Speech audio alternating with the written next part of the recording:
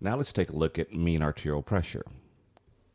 Here we have a portion of the Wigger's diagram, which we've discussed previously, with the main lines we focused on being this red line, which represents our ventricular pressure, and then the maroon line, which represents the mean arterial pressure. Some terms that we're going to introduce this time is going to be what we call our systolic blood pressure. So recall that systole represents the time when the ventricle is contracting. And so the systolic blood pressure is the highest pressure in the arteries when our heart is contracting. And so this is our systolic blood pressure. So this is during ventricular ejection. And here we show the systolic blood pressure being roughly 120 millimeters of mercury. Diastolic blood pressure is the pressure in the arteries when we take it at its lowest point. And so this is going to be our diastolic blood pressure. So this is the numbers that are typically seen when you have your blood pressure checked at the doctor's office. And it's typically recorded as systolic over diastolic, or 120 over 80. Now, a term that you'll see used frequently in physiology is this idea of mean arterial pressure. So the mean arterial pressure is more of a leveling of these numbers rather than having these fluctuations. This is essentially an average, although it's a weighted average, that describes the driving force of blood to the tissues. So realize that this pressure is always elevated. So this is the force that's actually pushing the blood constantly toward our tissues. This is calculated by this formula. Mean arterial pressure is the diastolic blood pressure plus you take the difference between the systolic and diastolic and take a third of that. And that's referred to as the mean arterial pressure. So if we take these numbers of 120 over 80, the mean arterial pressure would be around 90 millimeters of mercury. This formula is one which you need to emblazon in your brain because this will be very important as we continue forward. This is our mean arterial pressure equation. And like previous equations that we've used, this is not an equation that's used to actually calculate numbers. This is more of an equation you need to learn from a conceptual standpoint. So we say that the mean arterial pressure is a product of stroke volume, heart rate, and then the final component here, SVR, stands for systemic vascular resistance. So in discussing systemic vascular resistance, realize that the ventricle must generate enough pressure to overcome the resistance that's opposing blood flow out of the heart and into the circulation. So most of that resistance is going to be determined by the arterioles. And this is what we call systemic vascular resistance. You'll see another term called afterload, and this is a little bit broader term than systemic vascular resistance. Systemic vascular resistance just includes the resistance of the vasculature. Afterload includes a few other things that impose ventricular ejection. For our purposes, because systemic vascular resistance is the major component of afterload, we will oftentimes use these two terms synonymously, although there is a slight difference. So as we look at this equation, you must understand that each of these variables can change independently. At this stage in understanding these concepts, what I want you to understand, however, is the direct effect on mean arterial pressure that results from an isolated change in each of these variables. So with that in mind, if we have an increase in stroke volume, I want you to say that would cause an increase in mean arterial pressure. If we have an increase in heart rate, you would say that would contribute to an increase in mean arterial pressure. And if we have an increase in systemic vascular resistance, you would follow that with saying that should increase mean arterial pressure. So once you get those fundamentals, then we can go on to understanding more complex interplay between those variables. But that's something that will happen at a later time in your education. Now let's look at something else, and that's the effect of changing afterload, or SVR, on stroke volume. So imagine, as demonstrated here in this figure, that we have the heart, and the heart's going to be contracting with the same force of contraction. Systemic vascular resistance is that resistance to blood flow when the ventricle contracts. So let's take this as our baseline and say that with a specific force of contraction and this amount of systemic vascular resistance, we would expect to have that amount of stroke volume. But what happens if we alter SVR? In this case, we're going to reduce the systemic vascular resistance, which means we will be decreasing the resistance to blood flow. That in turn would make it easier for blood to be pumped out of the ventricle. So we'll demonstrate the decrease in systemic vascular resistance by showing an increase in the size of the radius of the vessels the heart's pumping into. So with the same force of contraction, we would then expect to see an increased stroke volume. If we go the other direction and we increase systemic vascular resistance, meaning we're going to be making the radius of those vessels smaller, then it's going to be harder for blood to be ejected. So an increase in systemic vascular resistance would result in a decrease in stroke volume. So if stroke volume and heart rate are held constant, increasing SVR would increase mean arterial pressure. So this is the direct prediction of interpreting this as a static equation. And that's how I want you to understand things at this point. However, put in the back of your mind that the cardiovascular system is dynamic. It is not static, so it does respond to changes in afterload. So when SVR increases, the ventricle does eject against a higher load, so stroke volume may decrease if preload and contractility are unchanged. That is what we demonstrated in the previous slide. In the dynamic system, this still results in an increased mean arterial pressure.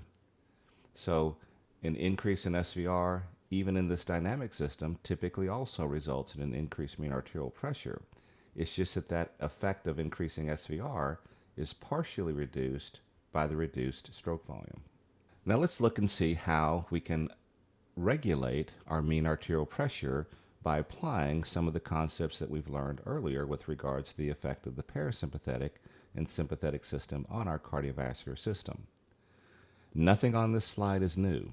This is just simply going to be organizing some of the content that we've learned previously.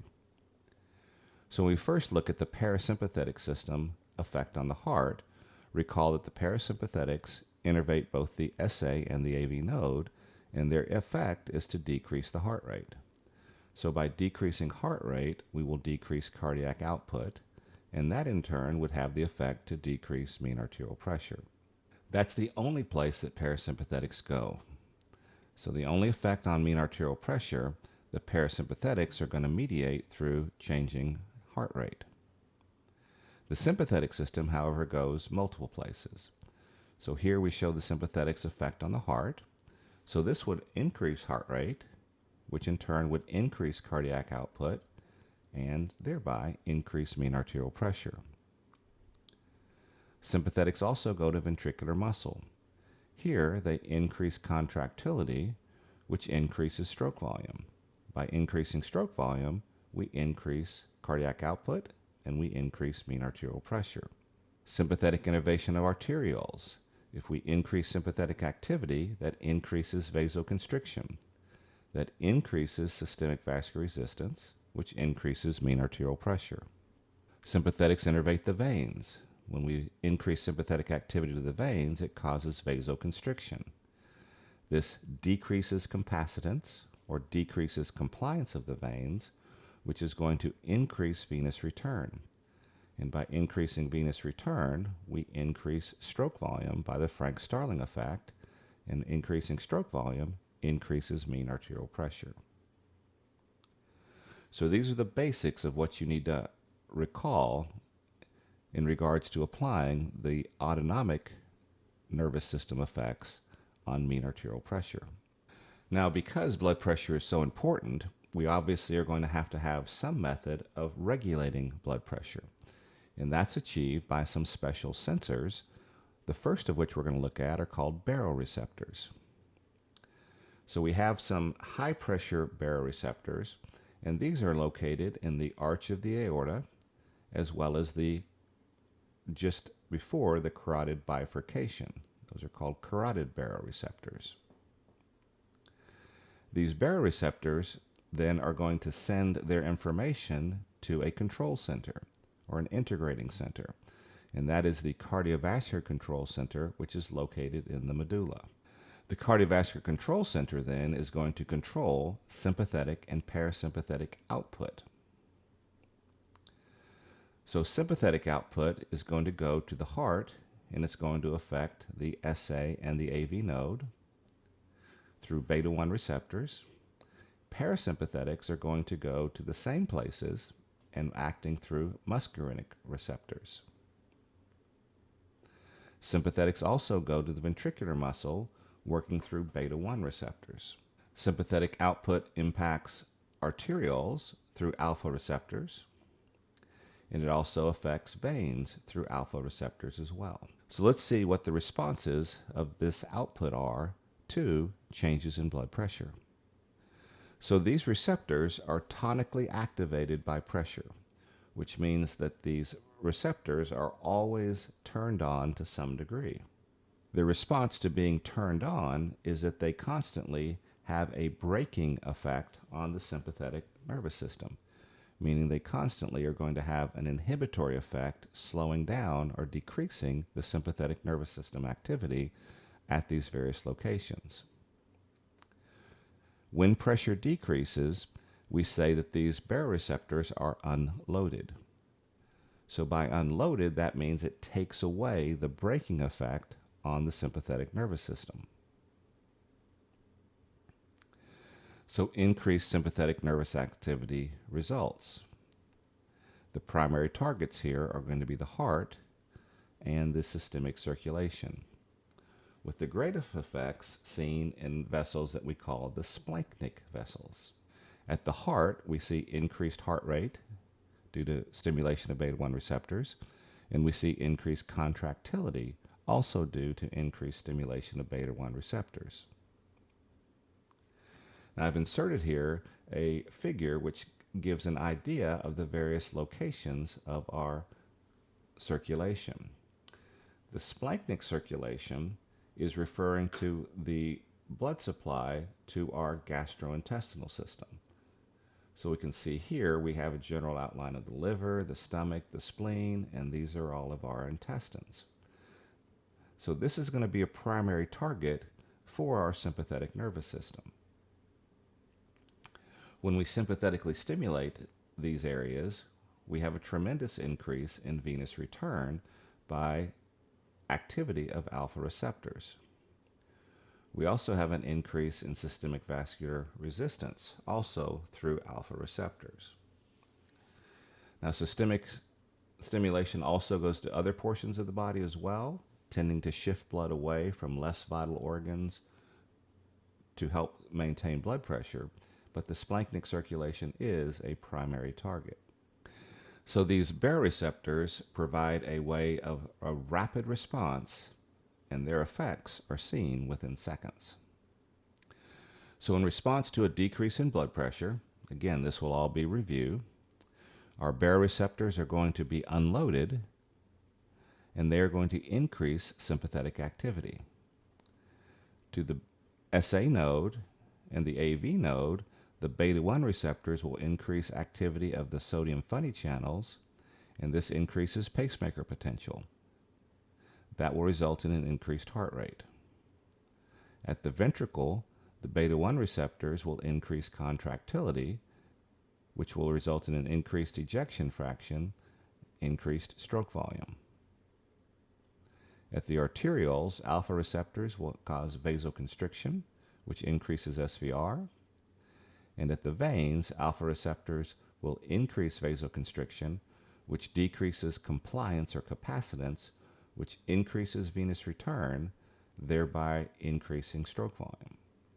Now, also as part of this response to a decrease in blood pressure, we'll also see that the parasympathetics are also turned down. So by turning down the parasympathetics, we'll see an increase in heart rate. So the baroreceptor's primary activity is to respond to drops in blood pressure. A drop in blood pressure is something that can cause an acute and immediate threat to our survival. So these responses are meant to occur very rapidly. Now, these baroreceptors will also respond to the opposite. They'll also respond to an increase in blood pressure, and they will tend to have the opposite effects of what we've demonstrated here. But their most important role is to defend against drops in blood pressure, because those are much more likely to have a potential deleterious effects on our survival. Increases in blood pressure can be harmful, but those typically are things that cause harm over an extended period of time. So therefore, although we will see some changes in response to increased blood pressure through these baroreceptors, their primary function is to defend against hypotension.